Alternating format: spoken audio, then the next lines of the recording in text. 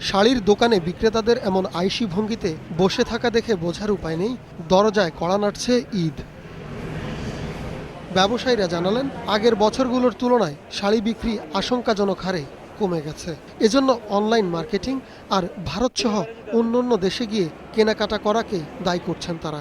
Sari customer তো এখন তো দেশে তো নাই, সবই তো এখন চলে গেছে কলকাতায়। মাল আনতে যে আমরা স্বচক্ষে যেটা দেখি, বাঙালিরা রাস্তাঘাটে ঘুমায়, হোটেল পাচ্ছে না, তারপর ওইখানে যে শপিং করতেছে, আমাদের এখান থেকে কিনতেছে না, আর বেচা কিনা একেবারেই খারাপ। ক্রেতা টানতে 20 থেকে 40% পর্যন্ত ডিসকাউন্ট দিচ্ছেন অনেকে।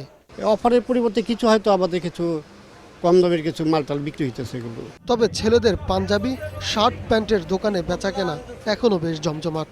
প্রথম অবস্থায় যে রেটটা ছিল এখন ওই তুলনায় এখন রেটটা অনেক রিজনেবল পাওয়া যাইতেছে। অধিকাংশ মানুষেরই ঈদের পোশাক কেনা শেষ, এখন তারা ঝুঁকছেন আনুষঙ্গিক জিনিস কিনতে। কেনাকাটা সবাই করে বাসায় চলে যাচ্ছে, এখন ফ্রি রাস্তাঘাট, এই জন্যই আসা। মার্কেট তো হয়েছে, টুকিটাকি কেনার জন্য জাস্ট এখন একটু আসা।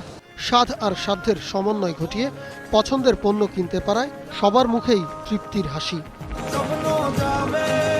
ইবনুল শাওন, 21 টেলিভিশন, ঢাকা।